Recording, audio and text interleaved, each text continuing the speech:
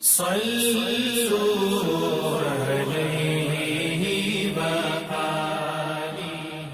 بخاری حدیث نمبر 81۔ رسول اللہ صلی اللہ علیہ وآلہ وسلم نے فرمایا کہ علامات قیامت میں سے یہ ہے کہ علم دین کم ہو جائے گا، جہل ظاہر ہو جائے گا، زنا بکثرت ہوگا، عورتیں بڑھ جائیں گی اور مرد کم ہو جائیں گے، حتیٰ کہ 50 عورتوں کا نگران صرف ایک مرد رہ جائے گا۔ صحیح بخاری حدیث نمبر 82۔ رسول اللہ صلی اللہ علیہ وسلم نے فرمایا کہ میں سو رہا تھا، اسی حالت میں مجھے دودھ کا پیالہ دیا گیا، میں نے خوب اچھی طرح پی لیا، حتیٰ کہ میں نے دیکھا کہ تازگی میرے ناخنوں سے نکل رہی ہے۔ پھر میں نے اپنا بچا ہوا دودھ عمر بن الخطاب کو دے دیا۔ صحابہ رضی اللہ عنہم نے پوچھا، آپ نے اس کی کیا تعبیر لی؟ آپ صلی اللہ علیہ وسلم نے فرمایا، علم۔ صحیح بخاری حدیث نمبر 83۔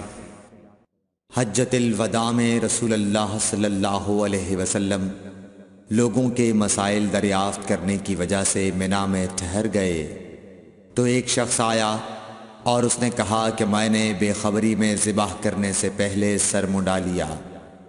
آپ صلی اللہ علیہ وسلم نے فرمایا، اب ذبح کر لے اور کچھ حرج نہیں۔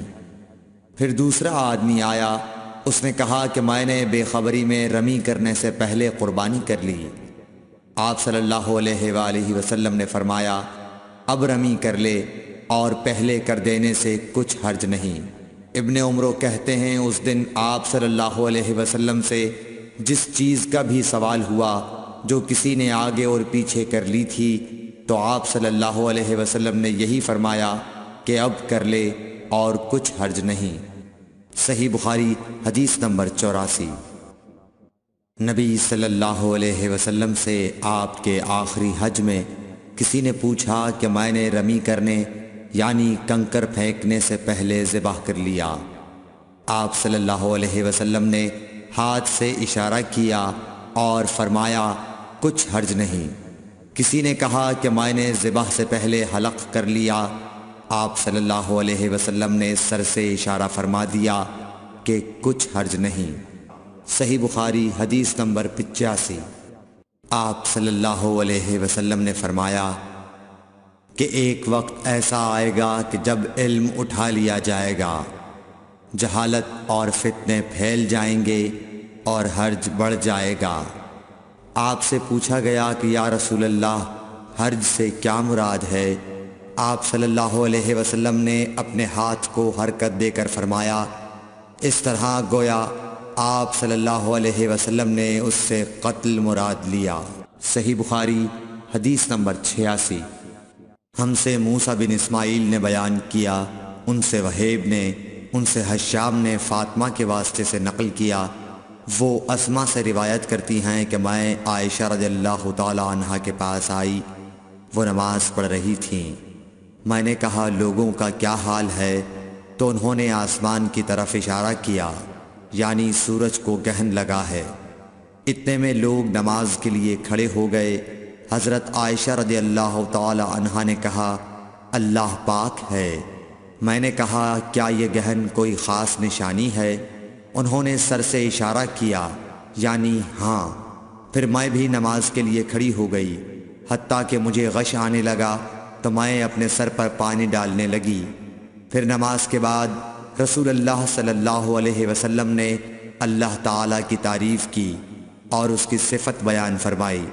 پھر فرمایا، جو چیز مجھے پہلے دکھلائی نہیں گئی تھی، آج وہ سب اس جگہ میں نے دیکھ لی، یہاں تک کہ جنت اور دوزخ کو بھی دیکھ لیا۔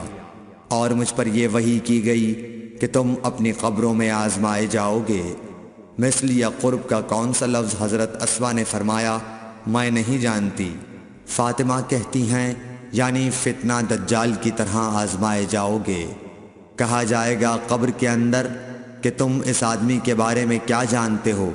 تو جو صاحب ایمان یا صاحب یقین ہوگا، کون سا لفظ فرمایا؟ حضرت اسما نے، مجھے یاد نہیں۔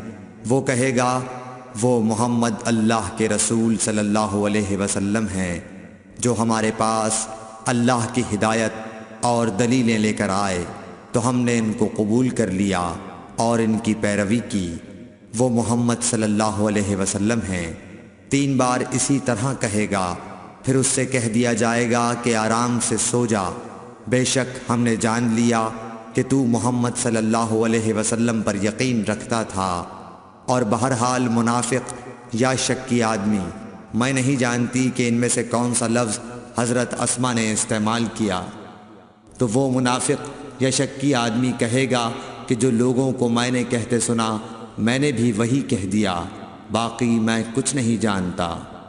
صحیح بخاری حدیث نمبر 87۔ قبیلہ عبد القیس کا وفد رسول اللہ صلی اللہ علیہ وسلم کی خدمت میں آیا۔ آپ صلی اللہ علیہ وسلم نے دریافت کیا کہ کون سا وفد آیا ہے یا یہ کون لوگ ہیں؟ انہوں نے کہا ربیعہ خاندان کے لوگ ہیں۔ آپ صلی اللہ علیہ وسلم نے فرمایا کہ مبارک ہو قوم کو آنا یا مبارک ہو اس وفد کو جو کبھی نہ رسوا ہو نہ شرمندہ ہو۔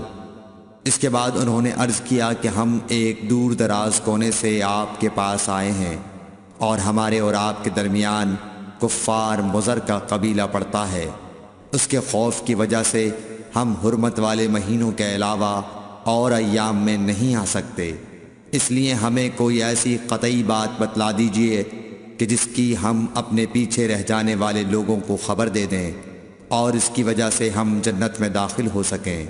تو آپ صلی اللہ علیہ وسلم نے انہیں 4 باتوں کا حکم دیا اور 4 سے روک دیا۔ اول انہیں حکم دیا کہ ایک اللہ پر ایمان لائیں، پھر فرمایا کہ کیا تم جانتے ہو کہ ایک اللہ پر ایمان لانے کا کیا مطلب ہے؟ انہوں نے عرض کیا اللہ اور اس کا رسول زیادہ جانتے ہیں۔ آپ صلی اللہ علیہ وسلم نے فرمایا ایک اللہ پر ایمان لانے کا مطلب یہ ہے کہ اس بات کا اقرار کرنا کہ اللہ کے سوا کوئی معبود نہیں، اور یہ کہ محمد صلی اللہ علیہ وسلم اللہ کے سچے رسول ہیں، اور نماز قائم کرنا، زکوٰۃ ادا کرنا اور ماہ رمضان کے روزے رکھنا، اور یہ کہ تم مال غنیمت سے 5واں حصہ ادا کرو، اور 4 چیزوں سے منع فرمایا، دبا، حنتم، مزفت کے استعمال سے، اور چوتھی چیز کے بارے میں شعبہ کہتے ہیں کہ ابو حمزہ بسا اوقات نقیر کہتے تھے اور بسا اوقات مقیر۔ اس کے بعد رسول اللہ صلی اللہ علیہ وسلم نے فرمایا کہ ان باتوں کو یاد رکھو اور اپنے پیچھے رہ جانے والوں کو بھی ان کی خبر کر دو۔ صحیح بخاری حدیث نمبر 88۔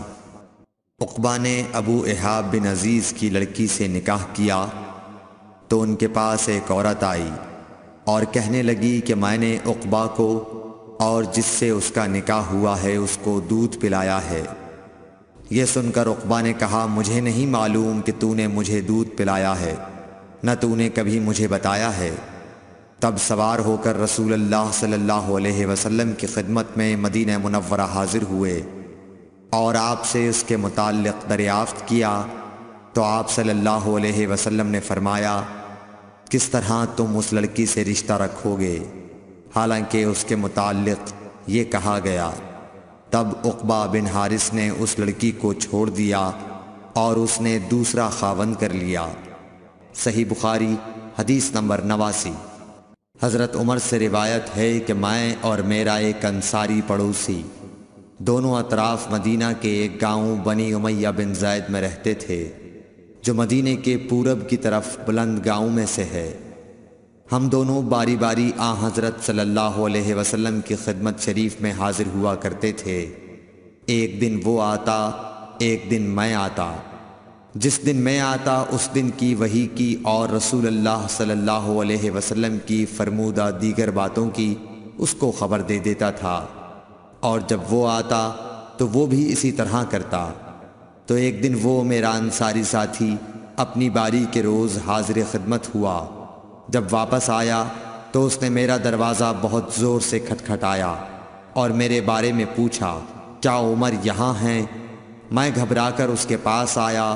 وہ کہنے لگا کہ ایک بڑا معاملہ پیش آ گیا ہے، یعنی رسول اللہ صلی اللہ علیہ وسلم نے اپنی بیویوں کو طلاق دے دی ہے۔ پھر میں اپنی بیٹی حفصہ کے پاس گیا، وہ رو رہی تھی۔ میں نے پوچھا کیا تمہیں رسول اللہ صلی اللہ علیہ وسلم نے طلاق دے دی ہے؟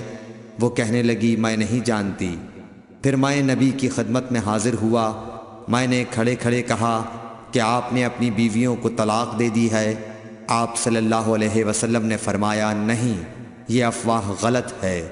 تب میں نے تعجب سے کہا اللہ اکبر، اللہ بہت بڑا ہے۔ صحیح بخاری حدیث نمبر 90۔ ایک شخص حزم بن ابی کعب نے رسول اللہ کی خدمت میں آ کر عرض کیا یا رسول اللہ، فلاں شخص معاذ بن جبل لمبی نماز پڑھاتے ہیں، اس لیے میں جماعت کی نماز میں شریک نہیں ہو سکتا، کیونکہ میں دن بھر اونٹ چرانے کی وجہ سے رات کو تھک کر چکنا چور ہوتا ہوں اور طویل قرات سننے کی طاقت نہیں رکھتا۔ ابو مسعود راوی کہتے ہیں کہ اس دن سے زیادہ میں نے کبھی رسول اللہ صلی اللہ علیہ وسلم کو وعظ کے دوران اتنا غضبناک نہیں دیکھا۔ آپ صلی اللہ علیہ وسلم نے فرمایا اے لوگو، تم ایسی شدت اختیار کر کے لوگوں کو دین سے نفرت دلانے لگے ہو۔ سن لو، جو شخص لوگوں کو نماز پڑھائے تو وہ ہلکی پڑھائے، کیونکہ ان میں بیمار، کمزور اور حاجت والے سبھی قسم کے لوگ ہوتے ہیں۔ Thanks for watching. Don't forget to like, comment, share and subscribe to